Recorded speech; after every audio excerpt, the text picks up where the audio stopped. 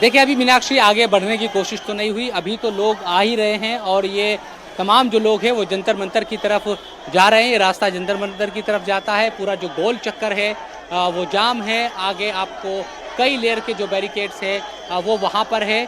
करीब 3 layer barricades, एक बिल्कुल जो कोने में जहाँ से जंतर मंतर की शुरुआत होती है, फिर आगे केरला हाउस के करीब एक बैरिकेड लगा हुआ है, उसके आगे भी एक बैरिकेड है और फिर जहां प्रदर्शनकारी प्रदर्शन कर रहे हैं वहां पर बैरिकेड लगा हुआ है। तो कुल मिलाकर अभी स्थिति इसी तरह की है। हालांकि कुछ देर पहले जिस तरह से हमने तस्वीरें भी दिखाई कि कुछ प्रदर्शनकारियों ने आगे बढ़ने की कोशिश की थी, लेकिन उनको पुलिस ने रोक दिया। अब ये कोशिश की जाएगी, यकीनन देखिए ये सारे जो लोग हैं, हम भी आगे बढ़ते हैं थोड़ा सा और, क्योंकि वहाँ थोड़ा मोबाइल और जो नेटवर्क है वो कम हो जाता है, इसलिए हम दूर से दिखाने की कोशिश करेंगे कि ये स्थिति यहाँ पर है। लगातार जो लोग हैं वो अंदर की तरफ चले जा रहे हैं। पूरा जो गोल चक्कर है ये तो पूरा जाम ही है। और इधर पहले से भी पुलिस की तरफ से कहा गया था कि उनकी तमाम जो लोग हैं वो थोड़ा एहतियात बरते इन इलाकों में आने से, क्योंकि सुबह के वक्त जाम की स्थिति पैदा हो सकती है। और ये देखिए सामने आपको जो केरला हाउस का भवन का जो बोर्ड दिख रहा है, तो ये अंदर की तरफ जंतर मंतर की तरफ रास्ता जाता है। तो यहीं पर पुलिस भी आपको दिखाई देगी। आगे प्रदर्शनकारियों की जो भीड़ है वो भी आगे बढ़ती हुई दिखाई देगी यूथ की, और बैरिकेड भी यहाँ पर लगाए हुए हैं। हालांकि ये बात है अभी तक किसी को रोका यहाँ नहीं जा रहा है। अंदर जिसको जाना है वो शांति के साथ जा रहा है, लेकिन यहाँ जो एक चेतावनी है वो ज़रूर लगाई गई है पुलिस की तरफ से, दिल्ली पुलिस की तरफ से, कि यहाँ पर प्रदर्शन करना अलाउ नहीं है और जो अनुमति है वो यहाँ नहीं दी गई है। धारा 163 जो BNS है वो लागू यहाँ पर है। तो ये जंतर मंतर की तस्वीरें उसके करीब के हम दिखा रहे हैं। कई लेयर की जो बैरिकेड से, देखिए एक शिशिर दिखाएंगे, ये बैरिकेड है जहाँ पर मैं खड़ा हूँ, एक आगे तक भी आपको दिखाई देगी। और ये जो लोग हैं ये सब लोग प्रोग्रेस की जो साइट है वहाँ तक जा रहे हैं। तो ये कोशिश की गई है पुलिस की तरफ से लगातार कि प्रदर्शनकारियों जब आए तो उनको रोक दिया जाए। तो 2 लेयर की बैरिकेड्स तो मैं ही आपको दिखा रहा हूँ। जब अगर प्रदर्शनकारी इधर की तरफ आते हैं, चाहे वो पटेल चौक की तरफ हो, जी ठीक शोएब, आप बने रहे हमारे साथ। अनामिका भी हमारे साथ जुड़ी हुई हैं और प्रदर्शनकारियों की संख्या जिस तरीके की मैं चेहरे देख पा रही हूँ, ये सब एक्चुअल में वो यंगस्टर्स दिखाई दे रहे हैं जो कॉलेज गोइंग है। वो उन लोगों की भीड़ बड़ी संख्या में दिखाई दे रही है। उनका कपड़ा, उनका चेहरा, उनकी उम्र ये बता रही है। टॉलस्टॉय मार्ग से इस वक्त अभय हमारे साथ जुड़ चुके हैं। अभय, क्या आप मुझे सुन पा रहे हैं?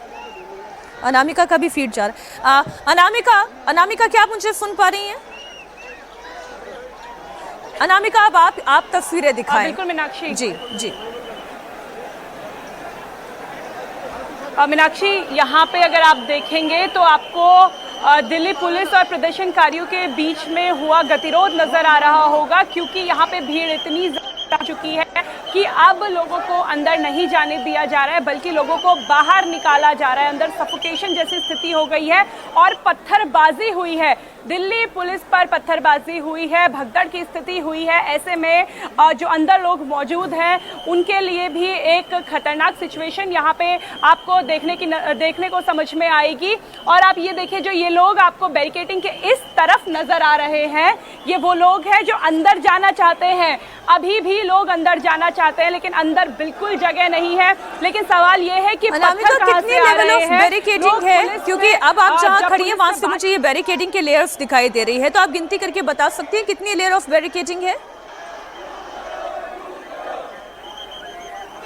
बिल्कुल मीनाक्षी, हम आपको बता सकते हैं कि यहाँ पर आप देखिए कि आपको पहले एक 7 फुट का 8 फुट का बड़ा बैरिकेडिंग नजर आएगा। उसके बाद आपको 1 2 3 4 5 6 यहाँ पे 6 बैरिकेडिंग है। और इस समय हम बैरिकेडिंग के बीच में आ चुके हैं। देखिए, मेरे इस तरफ भी बैरिकेडिंग है, उस तरफ भी बैरिकेडिंग है, इस तरफ भी प्रदर्शनकारी है, उस तरफ भी प्रदर्शनकारी है, और बीच में है दिल्ली पुलिस और RAF के जवान, अर्ध सैनिक बल के जवान, जो इस भीड़ को मैनेज करने की कोशिश कर रहे हैं। मीनाक्षी, यहाँ पे इस तरीके से रस्सियां लगा दी गई है ताकि लोगों को रोकने के लिए, अगर लोग बैरिकेडिंग तोड़ने की कोशिश करते हैं तो इन रस्सियों का इस्तेमाल किया जाएगा।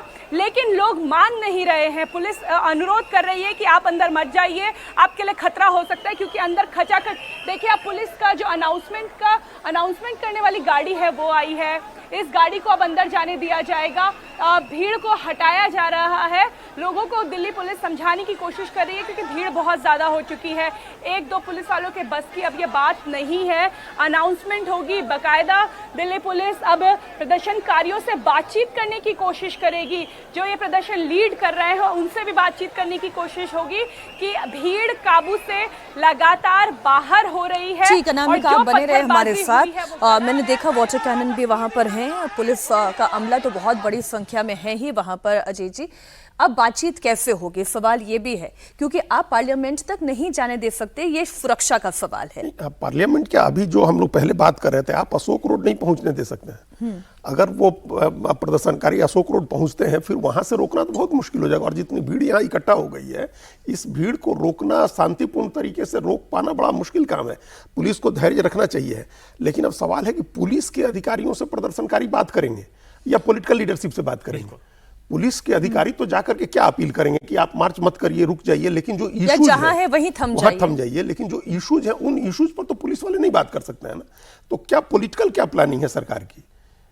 इस भीड़ का वैसे भी नेतृत्व कौन कर रहा है, वो 5 चेहरे कौन है वो भी नहीं समझ में आ रहा। कोई नहीं, छात्र है। हाँ, बिल्कुल, ये तो स्पॉन्टेनियस है, क्योंकि जो लोग नेतृत्व करने की कोशिश कर रहे थे तब तो 500,000 की भीड़ थी, और अचानक आप देखें कहीं पे 10,000 करके सरप्राइज मत होइए कि 1 लाख हो जाए कुछ देर में, ये सारी भीड़ मिला के। और ये अंदेशा नहीं था सरकार को, नहीं तो इसको पहले से वो सॉल्व करने की। तो ऐसी स्थिति में ये स्वतः हर परिवार में एक छात्र है, वो चाहे 12th का हो, चाहे नीट का हो, चाहे बाकी है। तो इसको हमने पहले भी कहा कि इसको एक पीढ़ी की मांग के तौर पे देखें, उनकी आकांक्षा के ऊपर जो चिंता है उसके तौर पे देखें, ना कि शिक्षा क्षेत्र में सुधार की मांग जायज मांग निश्चित तौर पे, और एक नई पीढ़ी की चिंता है। ये जो लोग इकट्ठा हुए हैं उन्हें सीजेपी से मतलब नहीं है। उन्हें सीजेपी से मतलब नहीं है। सोनम वांगचुक को बस उन्होंने एक देखा कि कोई व्यक्ति हमारी आवाज उठा रहा है, उसकी पृष्ठभूमि क्या है, क्या प्लेटफॉर्म है, उसका इनके बीच में चर्चा भी नहीं है। बस ये देख रहे हैं कि लद्दाख से आके किसी ने हमारी आवाज उठाई। आप देखें सज्जन जी, अजीत जी, ये तस्वीर ये बता रही है कि इतने लोग हैं और कितनी ह्यूमिडिटी है, हम ये जान रहे हैं कितनी ह्यूमिडिटी है।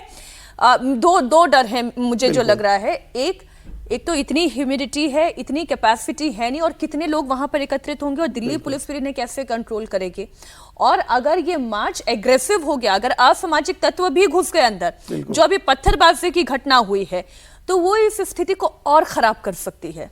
बिल्कुल, असली खतरा आपने यही कहा ना कि जैसे अब इसमें डिहाइड्रेट होकर के अगर किसी को, कोई एक भी आदमी अगर डिहाइड्रेट होकर के गिर जाता है, उमस या मौसम की वजह से किसी की तबीयत खराब हो जाती है, भीड़ की वजह से कोई भगदड़ मच जाती है, कुछ लोग दब कुचल जाते हैं, तो ये तमाम तरह के खतरे हैं। इसलिए हमने कहा कि पुलिस को बहुत संयम बरतने की जरूरत है। इसमें अभी जो भीड़ आ रही है ये स्वयं स्फूर्त है, स्पॉन्टेनियस है, इससे आप संयम की उम्मीद नहीं कर सकते। तो जा रही है, लेकिन उन्हें आगे भी नहीं जाने दिया जा रहा है और फिर बाहर भी नहीं निकलने दिया जा रहा है। फिर एक जगह स्टक हो जाएंगे सारे लोग। तो अभी वही जो हम पहले कह रहे थे कि पॉलिटिकल प्लानिंग क्या है, सरकार क्या सोच रही है कि इसको किस तरह से हैंडल करना है। सिर्फ लॉ एंड ऑर्डर के प्रॉब्लम की तरह हैंडल करिएगा तो फिर मामला बिगड़ेगा। लॉ एंड ऑर्डर का प्रॉब्लम ही नहीं है ये इशू बड़ा इशू है, पॉलिटिकल इशू है, गवर्नेंस से जुड़ा इशू है। इसको एड्रेस उस तरह से करना चाहिए। तुरंत सरकार को वांगचुक से बिल्कुल बात करनी चाहिए, वांगचुक से संपर्क करें। इसमें कोई ईगो की बात नहीं है, इसमें क्या अहंकार की बात है, अपने लोगों के। और अब तो इस्तीफे वाली मांग भी नहीं है, कोई मांग नहीं है। और प्रधानमंत्री खुद को जब शिक्षा सुधार की मांग है, इसमें स्टेक होल्डर स्टूडेंट्स हैं, ना तो वांगचुक है, ना सीजेपी है, ना कोई है। तो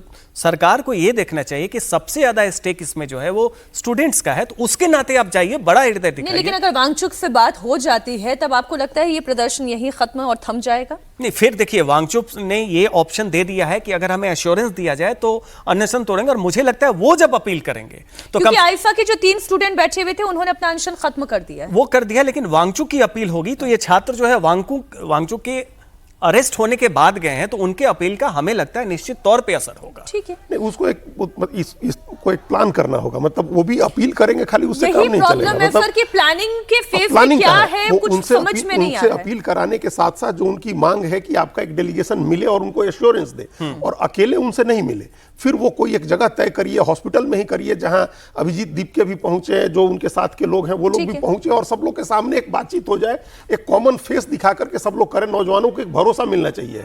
ये नहीं हो कि वो ठगा हुआ महसूस करें कि इतनी गर्मी में इतनी मेहनत करके हम लोग आए, पूरी रात जमा रहे हैं लोग लोग जंतर मंतर पर आज सुबह के मार्च के लिए। हम तस्वीरों को लगातार आपके सामने रखते रहेंगे। संवाददाता जो वहां से तस्वीरें और स्थिति दिखा रहे हैं वो सारी लाइव तस्वीरें हैं और वाकई में ये जो भीड़ एकत्रित यहाँ पर हुई है, मैं ये नहीं कहूंगी ये कांग्रेस जनता पार्टी के लिए खड़ी होने वाली भीड़ है।